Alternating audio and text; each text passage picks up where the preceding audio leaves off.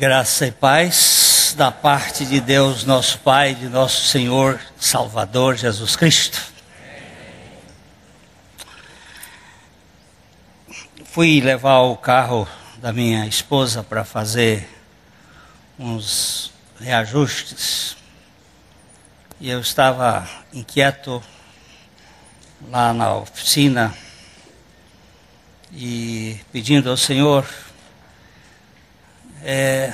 Acabou o Salmo 118.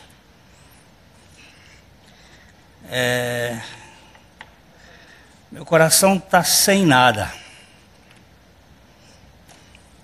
Não sei para onde vou agora. Então aquela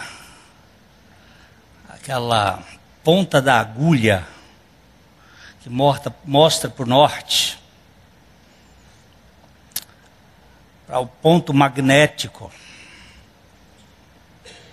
Você pode fazer qualquer agulha, quando você imantizá-la, ela vai procurar o norte.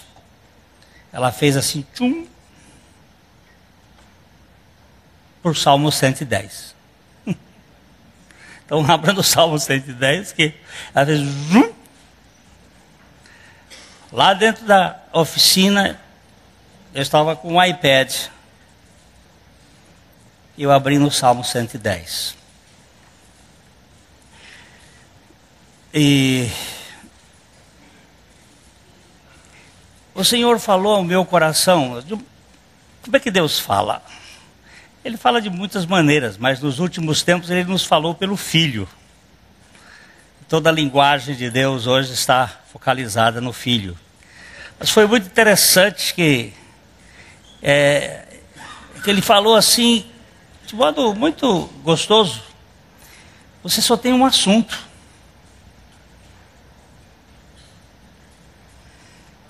Por que você está procurando falar o que você quer? O que vai falar? Eu já lhe dei o assunto. E você só tem esse assunto. Então, continue na trilha. De modo que o Salmo 110 é bem interessante esse salmo. Ele é pequenininho.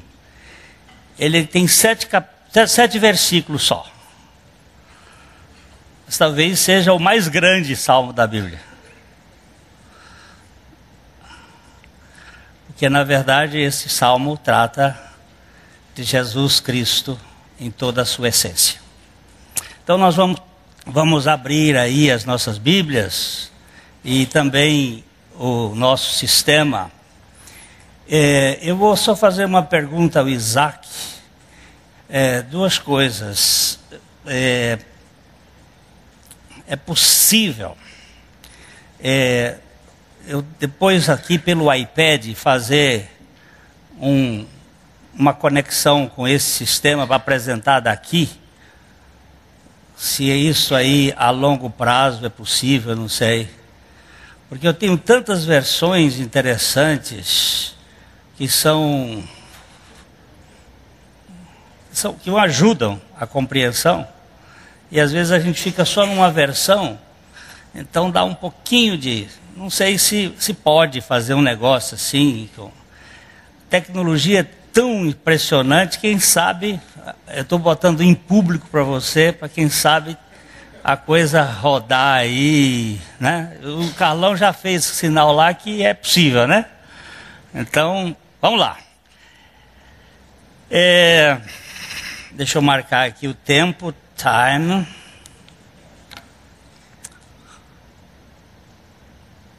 Enquanto você vai começando aí, Danilo.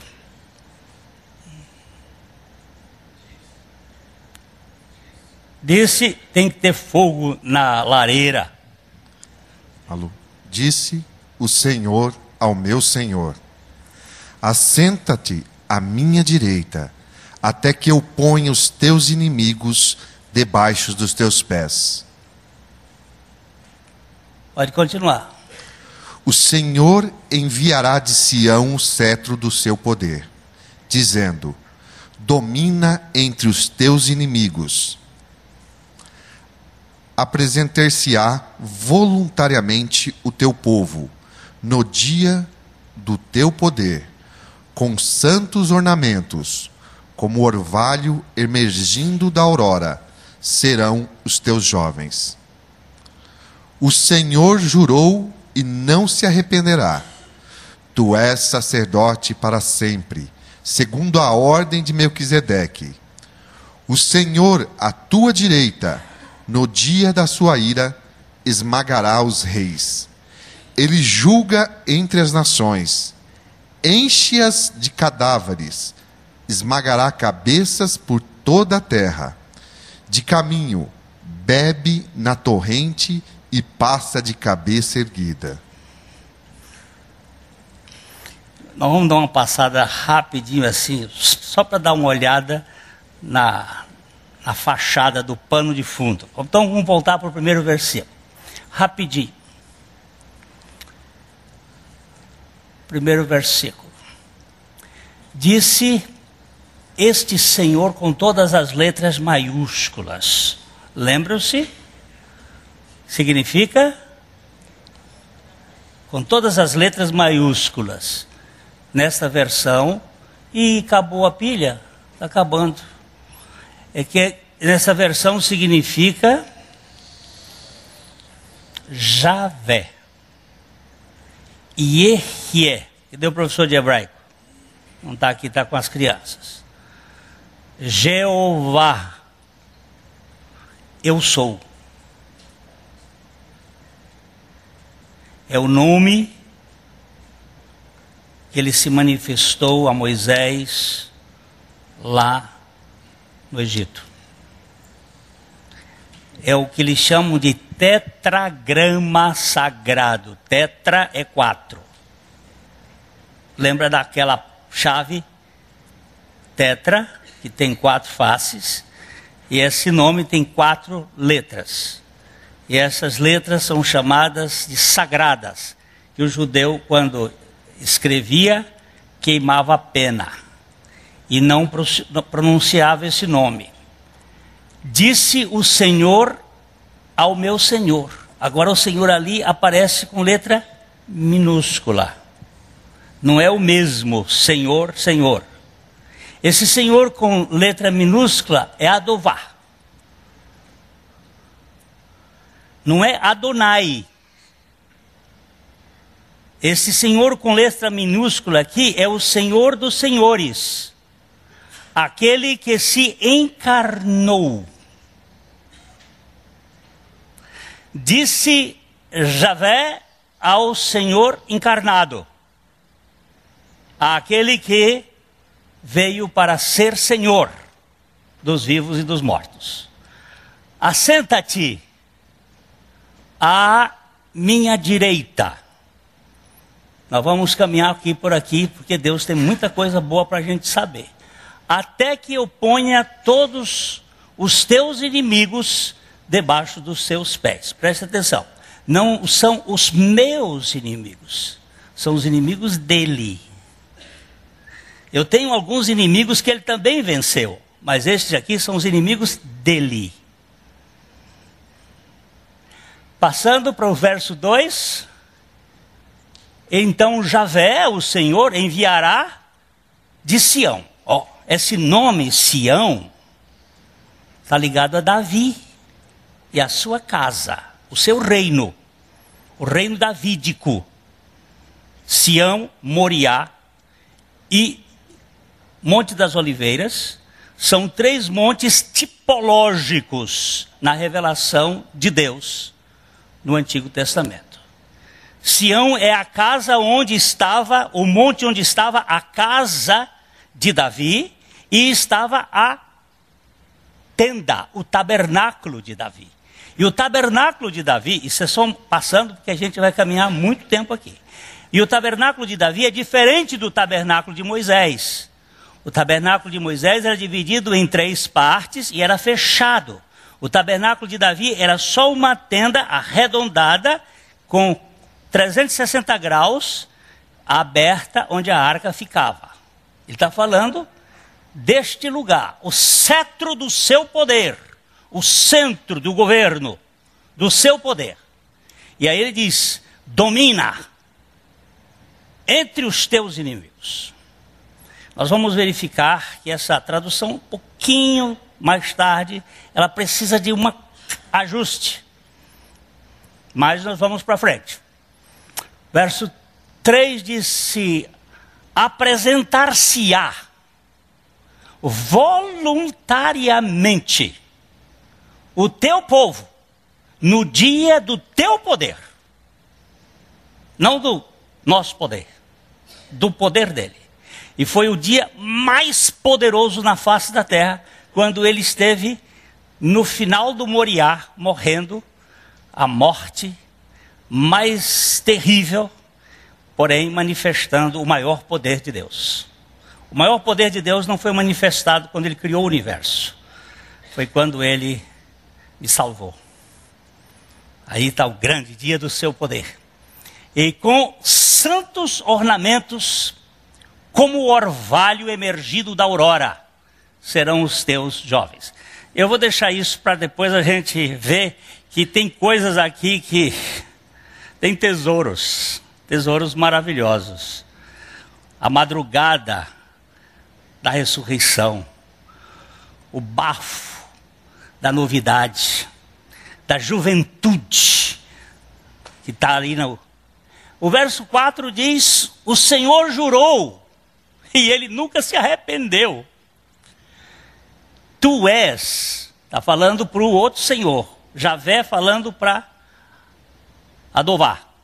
Tu és o sacerdote para sempre, segundo a ordem de Melquisedeque. Aí nós vamos verificar que existem duas ordens, a ordem de Levi e a ordem de Melquisedeque. A ordem de Levi é uma ordem passageira. A ordem de Melquisedeque, ela é eterna. Aí o sacerdócio. O Senhor aqui é com letra minúscula. O Senhor, à tua direita, no dia da tua ira, esmagará os reis. Há uma ira do Deus que vai se cumprir nesse mundo. Houve um dia em que a ira de Deus caiu sobre este Senhor, lá no Calvário. E um dia ela vai cair sobre o povo judeu e sobre todos os habitantes da terra que não receberam o Cordeiro como seu Salvador. E esmagará. E ele julga entre as nações, enche-as de cadáveres. Olha, a grande tribulação, a guerra do Armagedon, esmagará as cabeças por toda a terra. E, finalmente, de caminho bebe na torrente e passa de cabeça erguida. Ele não vai ser derrotado por ninguém. Mas agora nós vamos começar pelo começo. Que coisa mais rica é a minha, a sua, a nossa Bíblia.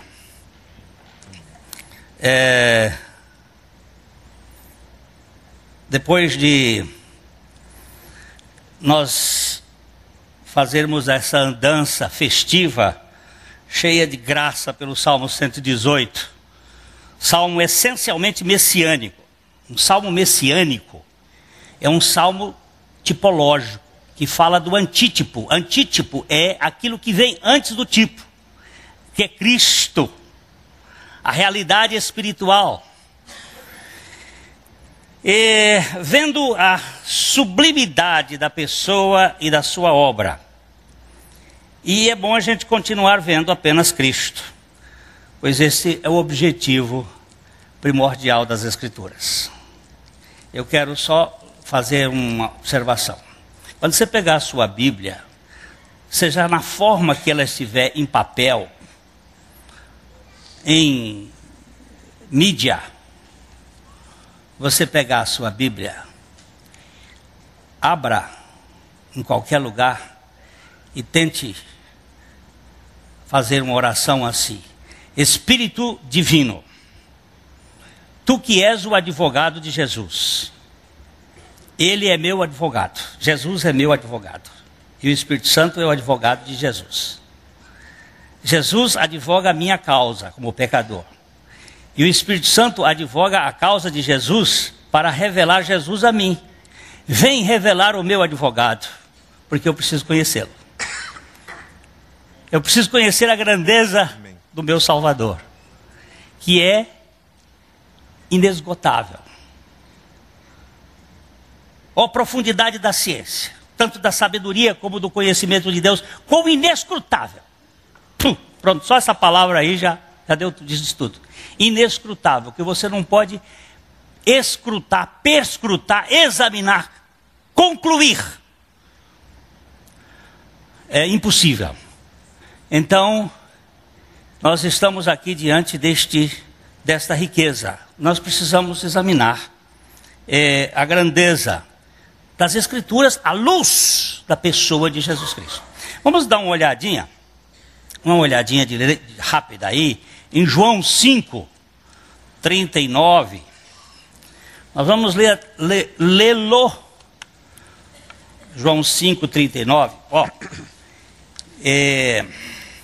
quem anda pela cabeça dos outros é piolho.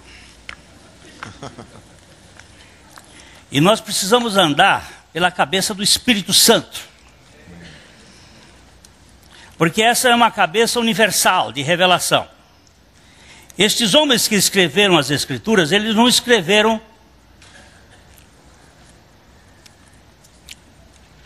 de moto próprio.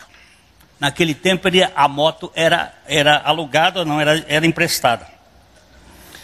Eles não andavam por suas próprias pernas. Eles tinham revelação. Então nós precisamos verificar o que dizem as Escrituras. Ó, o que diz aí? Examinai as Escrituras, porque julgais ter nela a vida eterna, e são elas mesmas que testificam de mim. Vamos parar aqui nesse primeiro versículo. E, por favor, não confunda imperativo com presente do indicativo. Ele não está mandando ninguém examinar as Escrituras. Ele está dizendo, vocês estão examinando as Escrituras. Vocês examinam, examinais. Eu examino, tu examinas, ele examina, nós examinamos, vós examinais as Escrituras,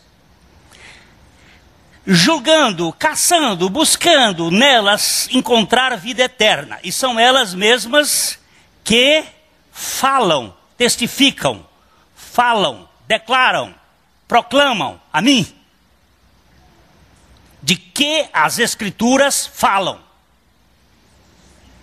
Por favor. De que as Escrituras falam? Não, por favor, igreja, diga. De que as Escrituras falam? De que as Escrituras de Cristo falam? Jesus. É um livro cristocêntrico. É um álbum de casamento. Eu tenho lá em casa, não foi nada dessas coisas monumentais que são feitas hoje, porque foi em 1972, vai fazer 40 anos que a Carmita e eu fomos lá perante o doutor João Filson Sorém para fazer uma cerimônia de compromisso de casamento. Tem lá umas fotos. Na primeira tem Carmita e eu, depois tem Carmita, eu, os pais dela, os meus pais, Carmita, eu, e mais uma turma de padrinhos, Carmita, eu, uns parentes, Carmita, eu, os amigos, sempre nós dois. Por quê? Porque é o nosso casamento. Esse livro aqui é o livro do Cordeiro do seu casamento. É ele e o seu povo. É a gente que ele juntou. Então, esse livro testifica de uma pessoa, meus irmãos. Vamos ver o verso 40. Contudo, não quereis vir a mim para terdes vida. Não está aqui, mas está aí. Contudo, examinais as Escrituras, porque tem nelas a vida eterna, e são elas mesmas que testificam de mim. Contudo, vocês não querem vir a mim para ter vida. Onde é que vocês vão achar vida? Vocês estão pensando que a vida está nas Escrituras?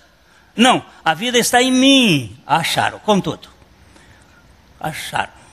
Contudo, não quereis vir a mim para terdes vida. Vamos caminhar um pouquinho mais, andar nesse texto rapidinho.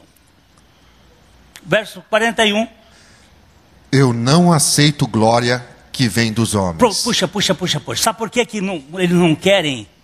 Porque Jesus não aceita a glória humana. E por que a gente não gosta muito de Jesus? É porque ele não dá muita questão a essa glória humana. E nós somos caçadores de glória humana. Vamos para frente. Sei, entretanto, que não tendes em vós o amor de Deus. Ele está falando para o povo judeu, para a liderança judaica, para os líderes do tempo dele. Vocês não têm o amor de Deus. Continue. Eu vim em nome de meu Pai, e não me recebeis. Se outro vier em seu próprio nome, certamente o receberei. Ele está se referindo aqui ao anticristo. Quando o anticristo vier, ele virá no seu próprio nome e o mundo vai recebê-lo. Eu vim no nome do meu Pai, mas vocês não me receberam. E o anticristo já está bem aqui na porta da casa, chegando. Segundo alguns estudiosos, eu não sou muito dessa área, mas mais profundos, dizem que ele já nasceu. Tem uma turma aí que é muito especialista nesse assunto. Eu fico só como Maria, guardando no meu coração. Mas eu sei que ele vem no nome próprio dele e o mundo vai aplaudi-lo. Porque ele vem botar ordem nesse caos que eles mesmos implantaram para ninguém saber como é que funciona. Porque esse negócio aqui está uma bagunça geral. Sarkozy já disse que nós precisamos de um xerife. O Papa disse que nós precisamos... O Papa não, o secretário do lado do Papa disse que nós precisamos de um homem mundial que governe esse negócio.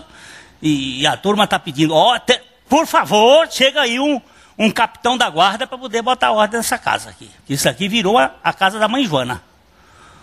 A anarquia completa. Agora, você prepara o passaporte. É bom lembrar isso. Não é ameaça, não. É só deixar o passaportezinho carimbado. Hein? Para o céu? É, exatamente. Para onde é que você quer ir? Você quer ficar aqui?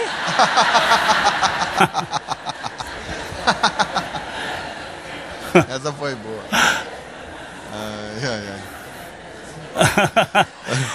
Nós vamos pegar, viu, Josué? Nós vamos pegar no dia da ira, lá, no dia da ira, que tem um texto que diz assim: Cristo Jesus que ressuscitou e ele nos livra da ira vindoura. Que coisa maravilhosa. Isso está em 1 Tessalonicenses capítulo 1, verso 10. Mas vai chegar lá para frente, no dia da ira, lá, mais para frente. Não sei nem se vamos chegar no dia da ira, porque pode ser que ele venha antes. Mas vamos ter a esperança de que um dia a gente...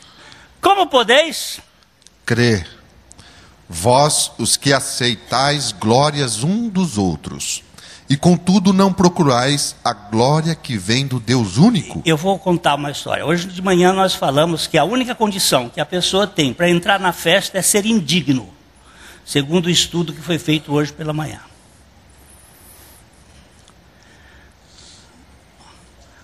O convite para a festa é para os indignos. Os dignos não estão de fora, já estão de fora. Os justos não foram chamados, porque ele não veio buscar justos, mas pecadores. E ele diz uma coisa aqui: o que impede uma pessoa a crer em Cristo é aceitar glórias uns dos outros. É só isso. Quando você aceita a glória do outro, você não quer a glória de Cristo. De quem você está buscando a glória? Aonde está o centro da sua personalidade? Onde você adquire a força para poder viver? É do outro ou de Cristo? Essa é a questão. Se é do outro, você aceita a glória dos homens. Se é de Cristo, você fica feliz em qualquer circunstância. Então, contudo, não procurais a glória que vem de Deus, do Deus único. Continue. Não penseis que eu vos acusarei perante o Pai. Quem vos acusa é Moisés, em quem tendes firmado a vossa confiança. Oh. Você está confiando num profeta que falava de mim. Vocês estão botando Moisés acima de Deus. Vocês não querem ver a mim. Vocês estão atrás de Moisés, da lei. Os legalistas, que porventura não, que por azar estejam aqui, ou ouvindo pela internet, ou que venham ouvir, lamentavelmente, a lei nunca foi salvadora e não será salvadora. A lei é diagnóstico. A salvação está na graça em Cristo Jesus. Irmãozinho, você quer viver com peso? Viva! Mas não bote no outro, por favor. Deixa aquilo que aquele que carregou, levou, trazer salvação para aquelas almas oprimidas e pesadas, que estão aí sofrendo, que só cachorro de pobre. Vá na casa de um pobre e vê o que o cachorro de pobre come. Misericórdia. Agora, Jesus diz, eu não vim para acusar ninguém não. Quem vai acusar vocês é o próprio Moisés, que vai botar a faca no pescoço de vocês. Continue. Porque se de fato cresceis em Moisés, também creríeis em mim, porquanto ele escreveu ao meu respeito. Moisés escreveu a respeito de quê, meu filho? Pega o Velho Testamento. Eu vou dar uma boa... Quem gosta de estudar Bíblia, existem 6 livros de Macintosh. C.H. Macintosh. Gênesis a Deuteronômio. São 6 livros. Porque Gênesis, Êxodo, Levítico e Números, cada um. E Deuteronômio são 2 livros. Leia Macintosh, leia a Bíblia à luz de Macintosh, que você vai ficar surpreso o quanto de Cristo tem naquele. Eu tenho dito assim, se você quer fazer um seminário bom sobre o Pentateuco, leia Macintosh durante 3 anos, com a Bíblia na mão. Você sai formado em teologia de Jesus Cristo. Está aí, de graça. A coleção deve custar uns 130, 160, 180, sei lá quanto. Quando eu comprei custava 130. Eu deve estar um pouco mais, porque a primeira coleção que eu tive desses livros veio de Portugal.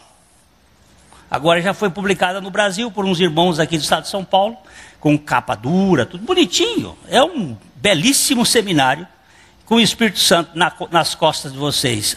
A Bíblia e o livro de Macintosh, garanto que vai dar uma beleza. Ninguém vai iludir vocês mais com doutrinas vãs e sutilezas e coisas dessa natureza.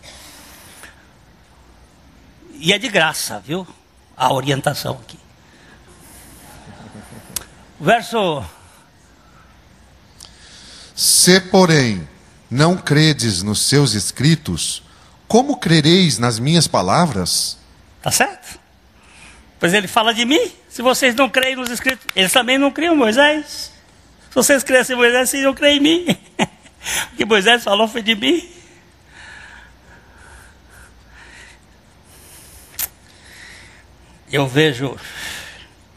Quando eu vejo hoje na televisão, desculpa, irmãos, é uma dor. Esses picaretas da fé negociando tudo. Toma lá da cá, toma lá da cá. Bênção paga. O sujeito tem que rodar 7 vezes, 7 semanas.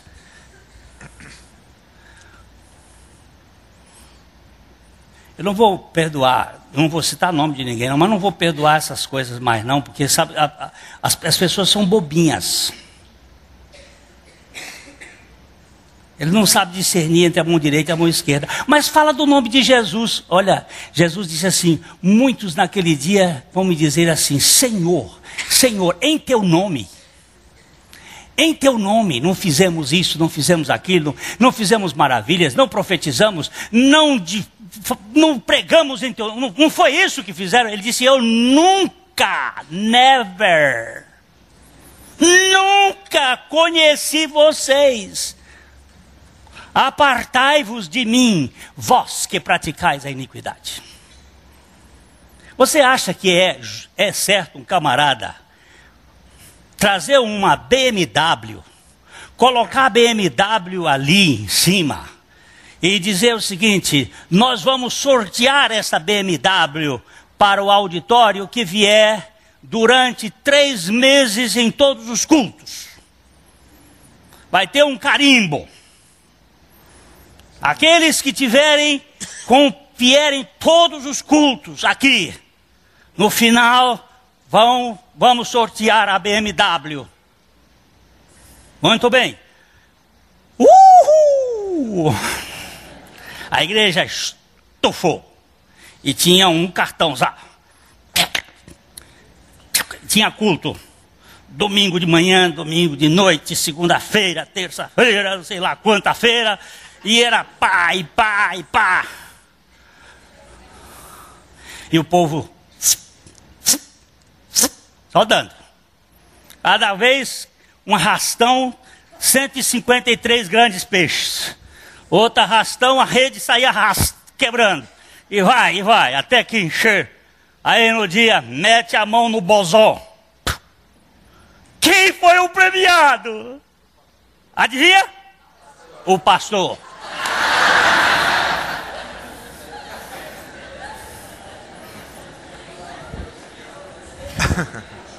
Vocês acreditam nisso?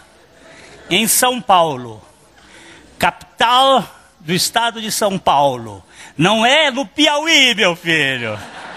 É em São Paulo. Vamos, eu aqui com a minha generosidade, vou botar mais 3 meses. Vap, vap, vap. 3 meses depois, mete a mão no bozó. Quem tirou? Não é possível. Não, ele mesmo. Depois o templo dele caiu. Puf. Ah, agora você sabe quem era. E o Cacá foi embora.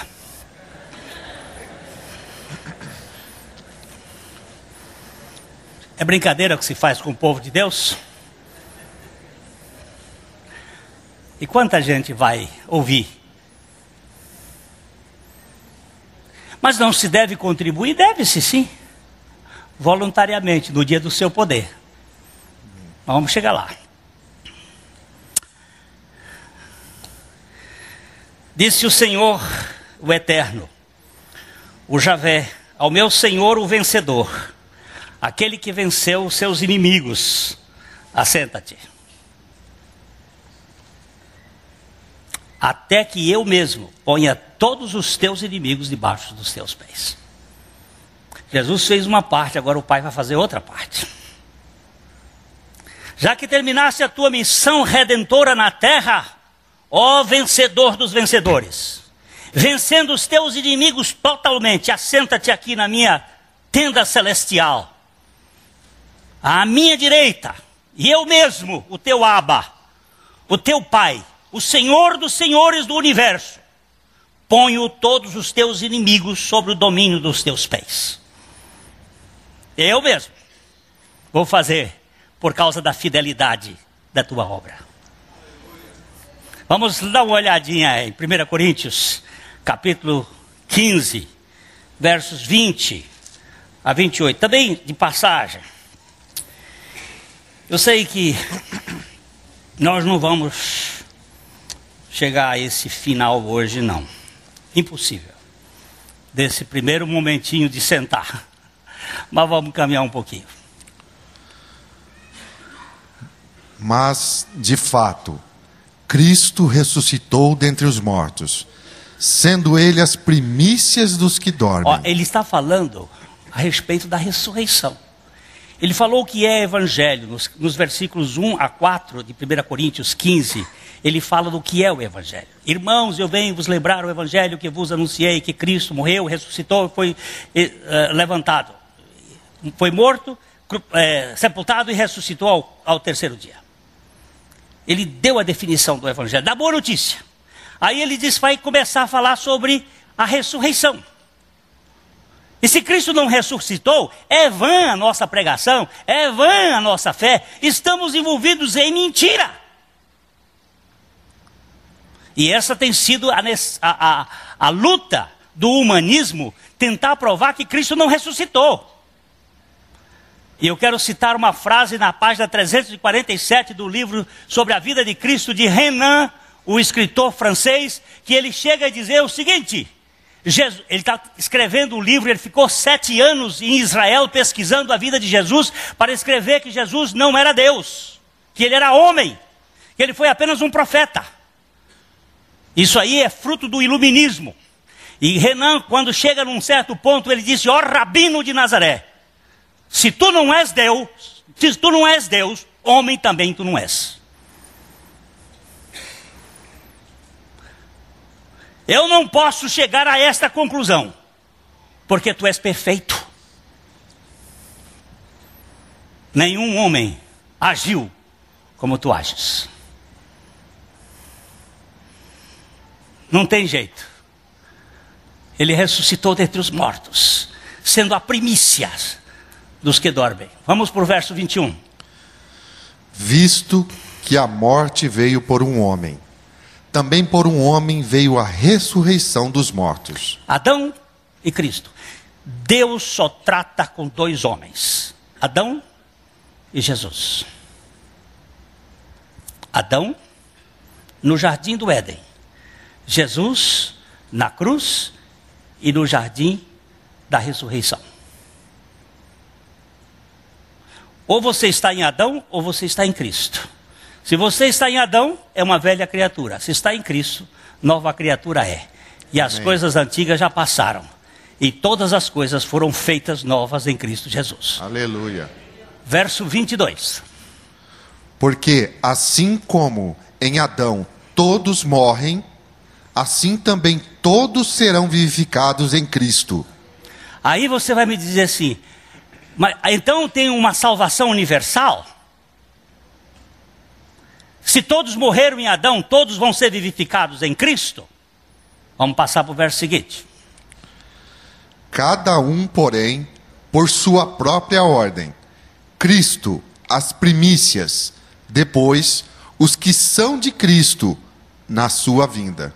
Ó o verbo. Mas todos não são de Cristo? Não. De Cristo são todos aqueles que Ele salvou. O mistério da fé entra aí. Todo aquele que nele crê tem a vida eterna. Amém. Agora, isto aí ninguém explica. Verso 24. E então virá o fim, quando ele entregar o reino ao Deus e Pai, quando houver destruído todo o principado, bem como toda a potestade e poder. Ele vai, quando ele entregar o reino e quando houver destruído os inimigos dele, os principados, as potestades e os poderes, vão ficar todos debaixo dos seus pés. Teu Pai vai fazer isto. Amém. Por causa da obra dele. Esmagará Satanás debaixo dos pés. E aí, 25. Porque convém que ele reine até que haja posto todos os inimigos debaixo dos pés. E o verso 26? O último inimigo a ser destruído é a morte. Presta atenção, vamos voltar para lá. Voltar para o 26, amados. O último inimigo a ser vencido já foi. Ele vai dizer lá na fora: onde está, ó morte, a tua vitória? Onde está, ó inferno, o teu aguilhão? Vencido já foi, destruído ainda não.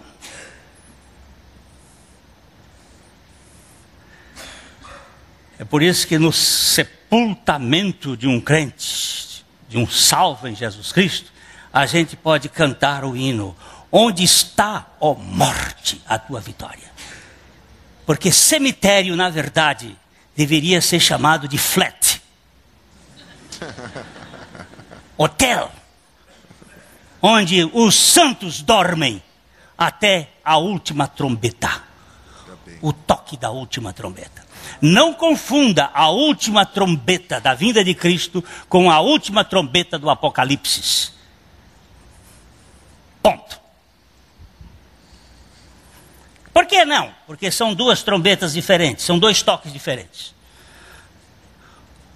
Um toque é do introito da grande orquestra sinfônica da vinda de Cristo. Vão ser tocadas algumas trombetas para chegar ao momento da vinda do Senhor. E a última, nós vamos. Mas depois tem o toque depois da grande tribulação, onde terão as trombetas de Deus. Aí é outra coisa, as 7 trombetas. Não vão ficar trombeteando bobagem por aí, não. Eu tinha marcado até o 28, vamos até o 28. Por quê? Porque todas as coisas sujeitou debaixo dos pés.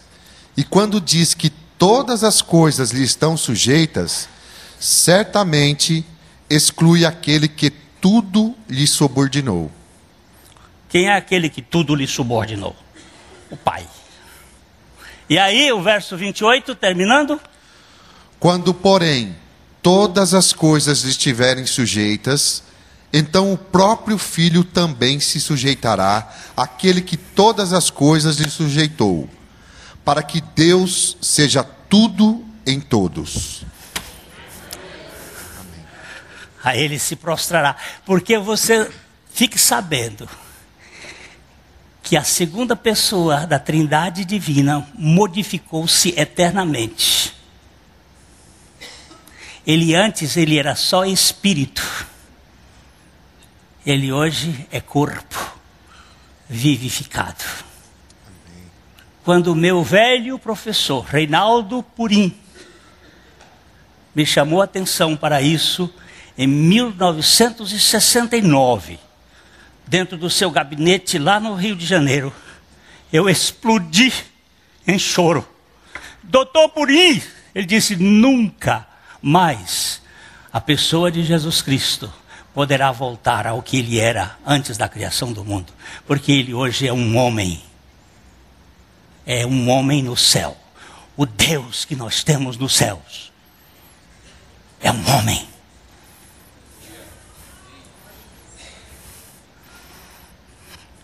Isso é o mistério. E ele está interessado em você, cara. Agora, eu não sei por que a gente fica... Antes de nós falarmos sobre esta posição de assentados, porque ele diz, disse o Senhor ao meu Senhor vencedor, esse é Davi dizendo, assenta-te à minha direita, até que eu ponha os teus inimigos debaixo dos seus pés. Antes de nós podermos, eu quero que vocês observem bem que aí existem os inimigos. Quais são os inimigos de Cristo? Você viu ali, não é? As potestades, os poderes, Satanás e as suas hostes, o pecado e a morte. Elas são inimigas. O pecado é inimigo de Jesus.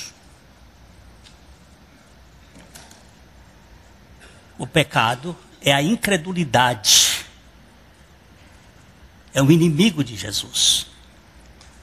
Quando o Espírito Santo vier, convencerá o mundo do pecado, da justiça e do juízo do pecado, porque não crê em mim. O sistema do mundo, a Bíblia chama de aion, desse governo, essa época, esta governabilidade, esses poderes, esses cosmocrátares, uma palavra grega, os governadores dos poderes celestiais desse mundo. Londrina tem um cosmocrátare dela aqui. Uma hoste infernal. Ela é muito ligada a dinheiro e ambição. Cada hoste, cada lugar tem... Vocês vão ver no livro de Daniel que tem o príncipe da Pérsia, o príncipe da Grécia, o príncipe da Babilônia. São príncipes, são poderes, são principais, são governos. Esse mundo espiritual acima de nós é uma coisa tremenda. Eu não sei explicar, só o que está escrito eu olho ali e digo, assim é, porque está escrito.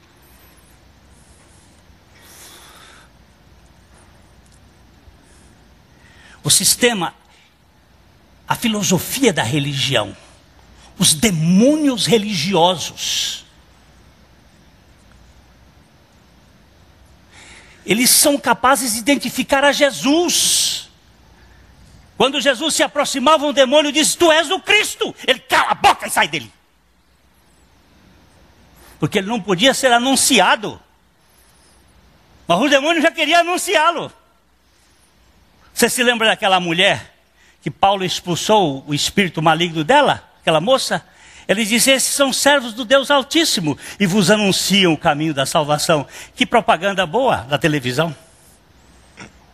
Qualquer um ia dizer assim, ótimo. Olha que mais, estamos aqui em Filipos pregando o Evangelho e já temos uma moça anunciando na praça, estes são filhos do Deus Altíssimo, são servos do Deus Altíssimo e vos anunciam o caminho da salvação. E Paulo foi ouvindo aquilo.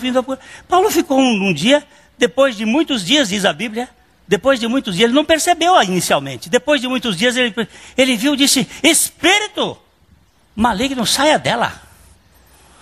Por causa dessa expulsão, ele levou uma belíssima surra e foi para a cadeia. Mas Deus estava no controle. Não pense, meus irmãos, que clarevidência é profecia. Que adivinhar o futuro faz parte do sistema maligno. Depois leia o capítulo 13 de Deuteronômio, com cuidado.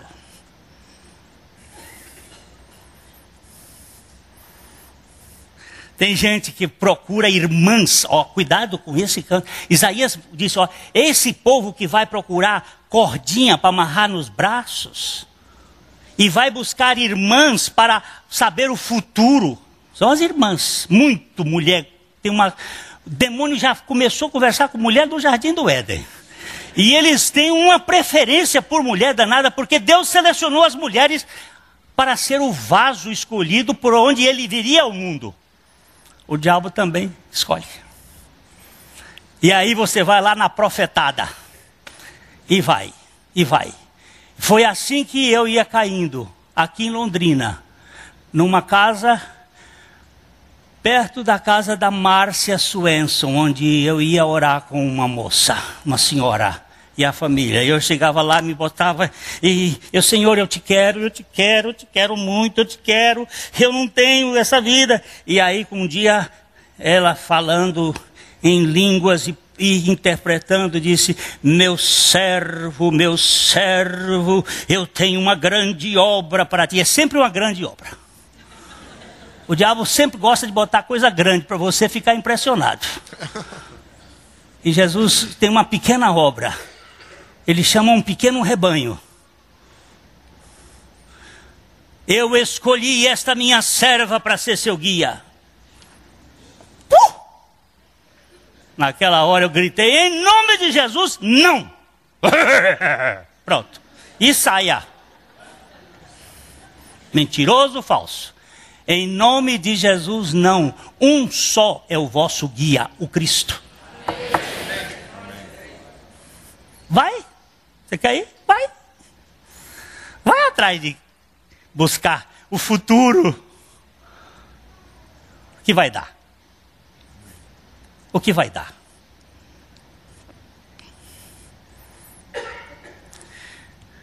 Satanás, o pecado, a morte, o sistema do mundo, a filosofia da religião, mas Cristo Jesus, o Messias, já venceu todos na cruz. Ainda que essa vitória não pareça completa, ela já foi consumada. Vamos ver João 18, versículos 28 e 30. A 30.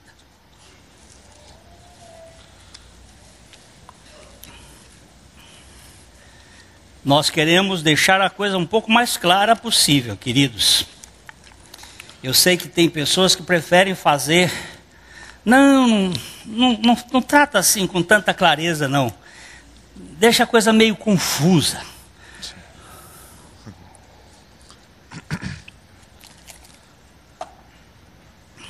Depois, levaram Jesus da casa de Caifás para o pretório. Era cedo de manhã. Eles eu acho que é 19, deve ser 19. 19. Não é 18, não. Depois, vendo Jesus que tudo já estava consumado, para se cumprir a escritura, disse: tenho sede. Estava ali um vaso cheio de vinagre. Embebederam de vinagre uma esponja e, fixando-a num caniço de sopo, lhe chegaram à boca. Quando, pois, Jesus tomou o vinagre, disse: está consumado. E, inclinando a cabeça, rendeu o espírito.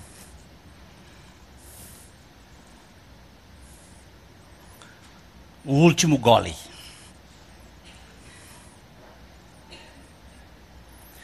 Foi o gole do vinho azedo. Ele tomou o gole, não do belo vinho que ele fez em Caná da Galileia, mas o vinho que tinha azedado.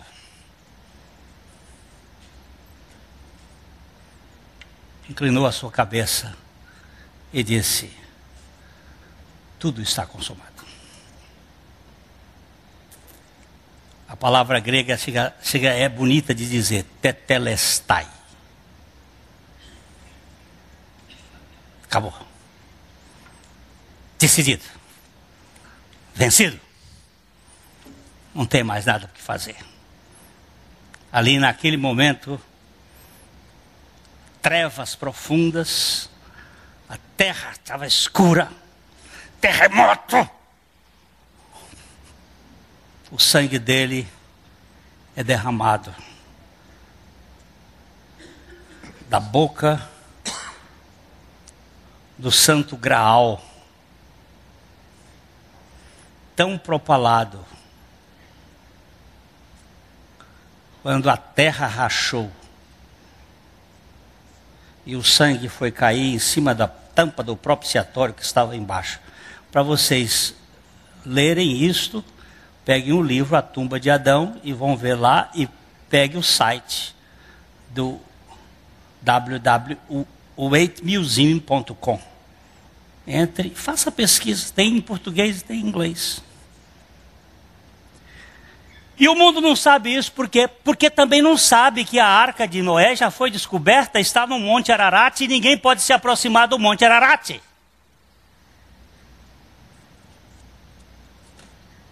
Por que eles não deixam pesquisa no Monte Ararat? Por que tem uma cerca de arame farpado de 20 quilômetros à distância do Monte Ararat? Por quê?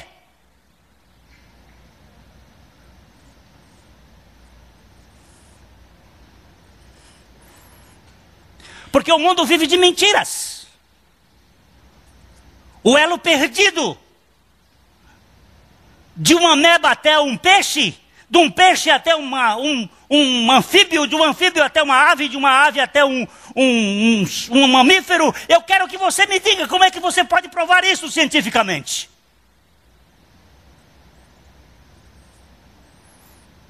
Pega o DVD do Adalto Lourenço, que está bem aí na livraria? Sobre evolução. Não estou tratando de Glênio Paranaguá, que é um fedelho. Eu estou falando de Adalto Lourenço, que é um físico do Max Planck.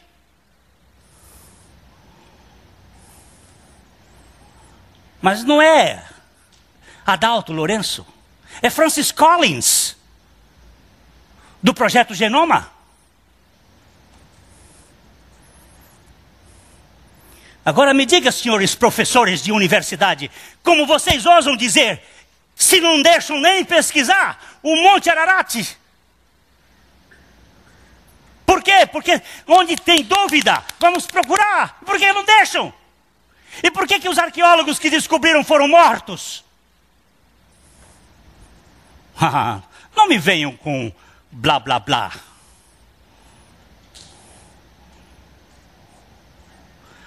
Pessoa chegou, ilustre. Glênio, você faz aqui um deboche no seu livro sobre Big Bang. Não, eu até admito. Eu disse que eu admito. Eu não acho que é uma coisa muito bonita a explosão dos fogos no dia 31 de dezembro, lá em Copacabana. Se eu pudesse ficar vendo de perto, eu ia ver. Eu acho lindo aquilo ali.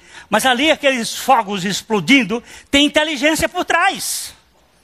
Se você me disser que o Big Bang tem uma inteligência por trás, eu até posso respeitar você. Mas eu nunca vi nenhuma explosão sem inteligência da ordem. Isso não é deboche. Vamos comprovar cientificamente. Qual foi a explosão que foi feita aleatória, que gerou ordem? Se você me mostrar uma, eu vou considerar o assunto. Agora não. Eu sei que meu Redentor vive. Ele tem inimigos, mas ele também tem súditos. Os inimigos dele ele venceu. E os súditos dele ninguém mexe. Viu? Vamos dar uma olhadinha em Romanos 8? Só uma. Eu já estou parando, viu? Porque, lamentavelmente, o tempo já se foi. Mas a gente volta. Daqui uns domingos a gente volta. Romanos 8, 33 a 39. Eu não cheguei no assentado, irmãos, ainda. Porque o assentado Ó, nós temos um sumo sacerdote que se encontra sentado.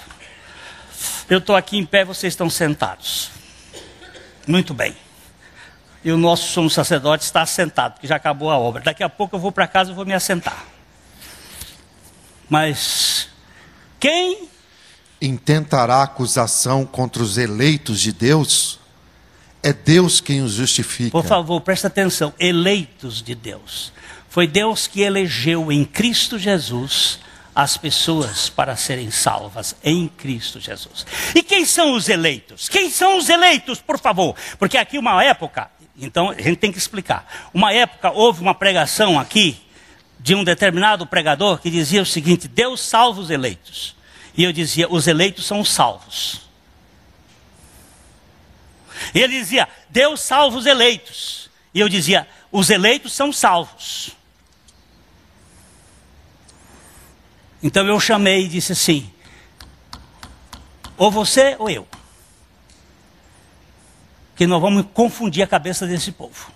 Se você ficar, eu saio. Se você sair, eu fico. Qual é a diferença? Como é que você sabe que você é eleito? Tem uma chama na porta do céu.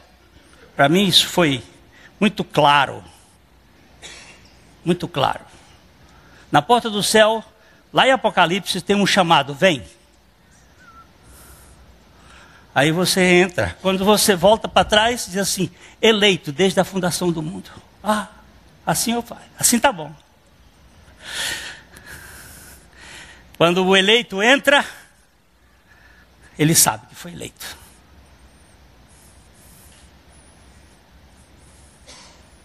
Ide por todo mundo e pregai a toda criatura. Quem crê, será salvo. Quem não crê, tchau. Eu não sei explicar isso, mas assim me faz bem. E aí ele diz, ó, quem tentará acusação contra os eleitos de Deus? Pois é. Quem é que justifica? Deus. Presta atenção, justificar não é ser justo, você ser justo. É você ter sido justificado por alguém. Continue. Quem os condenará? É Cristo Jesus quem morreu, ou antes, quem ressuscitou, o qual está à direita de Deus e também intercede por nós. Ó, ele está à direita de Deus como, gente? Mas como? Sentado. Lembra-se do tempo? Assenta-te à minha direita, até que eu ponha todos os inimigos debaixo dos teus pés. Agora ele está dizendo aqui, quem os condenará? Os eleitos de Deus é Cristo Jesus. Lembre-se que são os dois vetores, morte e ressurreição. Quem morreu e ressuscitou. E está à direita de Deus e intercede por nós. Quem é o seu advogado diante do Pai? Jesus Cristo. Quem é o advogado de Jesus Cristo? O Espírito Santo. Ele é o paráclito de Cristo para nos levar à conclusão em Cristo. Verso 35. Quem nos separará do amor de Cristo? Será tribulação, ou angústia, ou perseguição, ou fome, ou nudez, ou perigo, ou espada? Olha aqui, quem nos separará de quê? Da justiça de Cristo? Do amor de Cristo. A causa primária de toda a ação divina é o amor de Deus. A causa primária do sacrifício de Cristo é o seu amor. E o amor é quem faz a realização da justiça. Verso 36. Como está escrito, por amor de ti, somos entregue à morte o dia todo. Fomos considerados como ovelhas para o matadouro. Quem? Nós ou ele? Nós nele. Porque ele estava por nós e nós estamos nele. Estamos levando a morte dele por todo lugar. Estamos entregues à morte, para que a vida dele seja manifesta em nós. Continue. Em todas as coisas, porém, somos mais que vencedores, por meio daquele que nos amou. Eu não sou vencedor. Eu não sou vencedor. Eu sou mais do que vencedor. Como é que é isto? Foi o Watchmani que me ajudou a ver isto. Quando o meu time ganha, eu não jogo, mas eu celebro a vitória do meu time.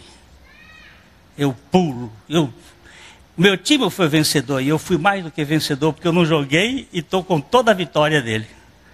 Eu não sou o vencedor, ele foi o vencedor, mas nele eu venço. É fácil entender isso no tempo do Ayrton Senna, né? Quando o Ayrton Senna ganhava, quem gosta de corrida de carro, puxa vida, a bandeira nacional o hino nacional era cantado e assim por diante. Então nós vamos parar aqui, vamos até o 31, paramos no 37, né? Vamos até o 39.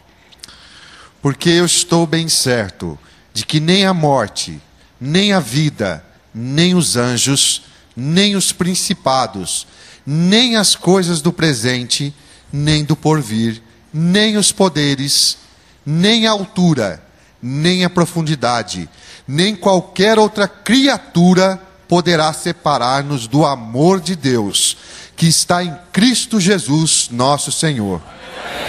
Amém.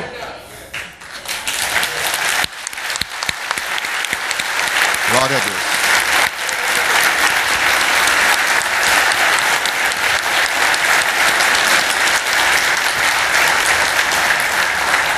Isso aqui é o mistério da fé, que agora pode exercer. Ele já venceu. Amém. Agora, próxima vez a gente vai ver se a gente senta com ele nos lugares celestiais, porque nós estamos assentados juntamente com ele nos lugares celestiais. Irmãos, eu fico muito grato ao meu Senhor Jesus, porque a obra dele não tem retoque, não tem negócio de fazer um pouquinho mais, um pouquinho menos. E quando ele estava na sua última reunião com os seus discípulos, ele estava trabalhando um conflito que os discípulos tinham. O conflito era quem é o maior. O senhor vai sair daqui, quem vai ficar como líder? Quem é que vai ficar aqui como maior? Aí o Senhor faz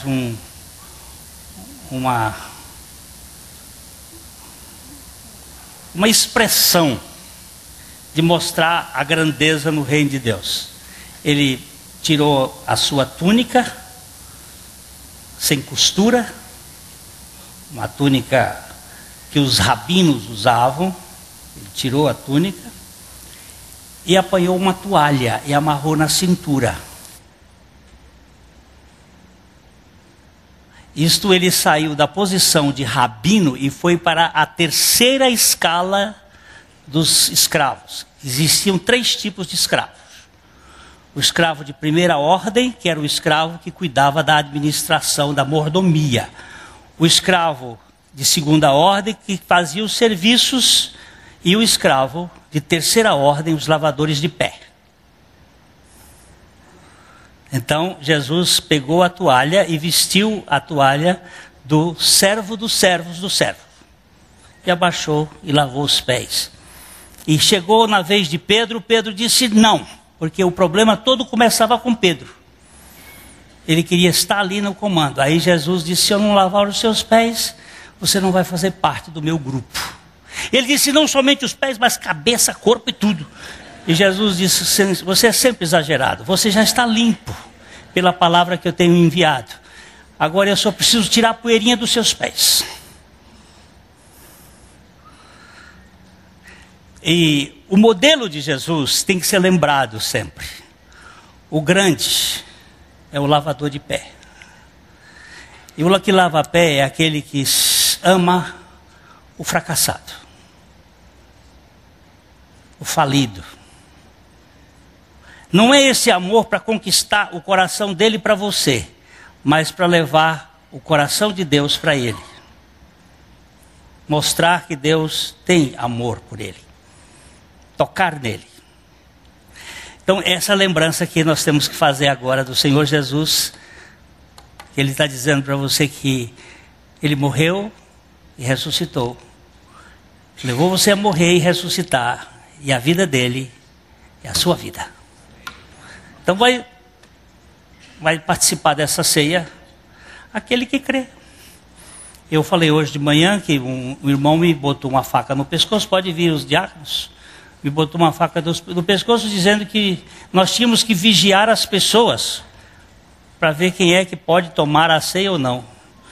Eu disse: olha, não me bota nessa história não, deixa Deus fazer. A consciência de cada um diante do Senhor. Eu não quero entrar nesse assunto, porque o convite da festa é feito por Ele.